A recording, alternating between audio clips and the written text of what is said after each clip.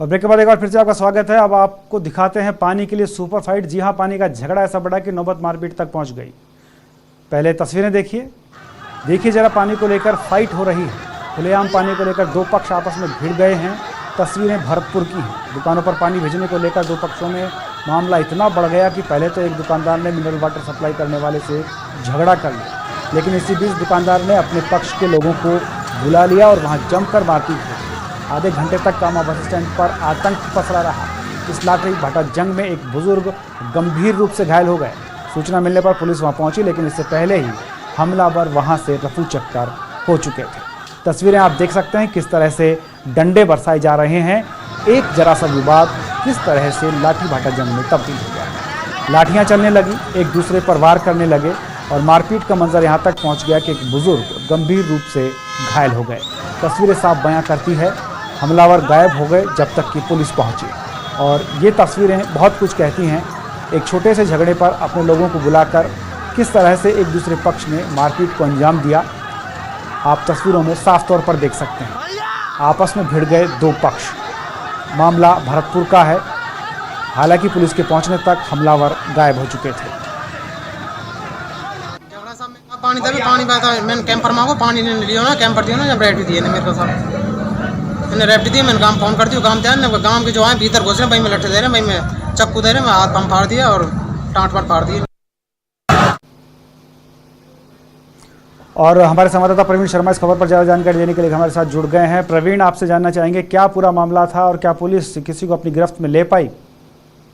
जी, आज त्योहार का दिन होने के कारण आज पानी सप्लाई करने वाले देरी से पहुंचे थे। जहां बाजार जब तक खुल नहीं पाया था कि 10 बजे से 8 बजे तक का समय था, उसको लेकर जब ये पानी में मिनरल वाटर दुकानों पे सप्लाई करने पहुंचा तो दुकानदार ने नाराजगी जताते हुए उसको देरी से आने की पूछताछ की तो वह उसके साथ झगड़ा करने लगा। इसी दौरान इतना मामला बढ़ गया कि दोनों में इतनी उलझन बढ़ गई कि गाली गलौच होने लगी। यहाँ इसी दौरान उसने मिनरल वाटर सप्लायर और दुकानदार ने अपने अपने पक्षों को दोनों को फोन कर दिया। यहाँ आकर और आपस में इतना झगड़ा बढ़ गया कि दुकानदार एक बुजुर्ग था जिसको लाठियों से मारपीट कर दी गई और उसे गंभीर रूप से घायल कर दिया। यहाँ पुलिस की को सूचना मिलने पर जब पुलिस वहां पहुंची तो मौके से सारे जो आरोपी थे वहां फरार हो गए। पुलिस ने मामला दर्ज कर लिया है और आरोपियों की तलाश भी शुरू कर दी है। जी पुष्पेंद्र। जी बिल्कुल प्रवीण, बहुत बहुत धन्यवाद आपका खबर के ऊपर जानकारी देने के लिए। तो ये भरतपुर का मामला था। अगली खबर जोधपुर से बड़ी खबर है। सेंट्रल जेल से कैदी फरार हो गया है। कैलाश नाम का कैदी फरार हुआ है, जेल की दीवार फांदकर फरार हुआ है। हत्या के मामले में आरोपी था कैलाश। शहर भर में कार्रवाई की गई है, नाकेबंदी की गई है। जोधपुर जेल में सजा काट रहा था। कोरोना के संदेह में आइसोलेट किया हुआ था, लेकिन फिलहाल वो फरार हो चुका है। बड़ी खबर जोधपुर से, जेल की दीवार फांदकर फरार हुआ है कैदी।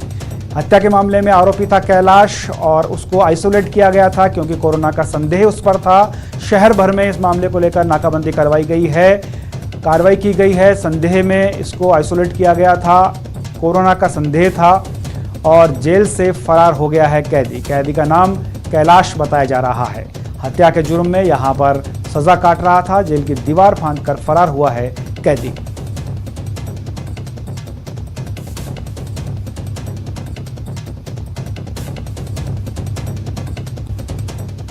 और उधर जम्मू कश्मीर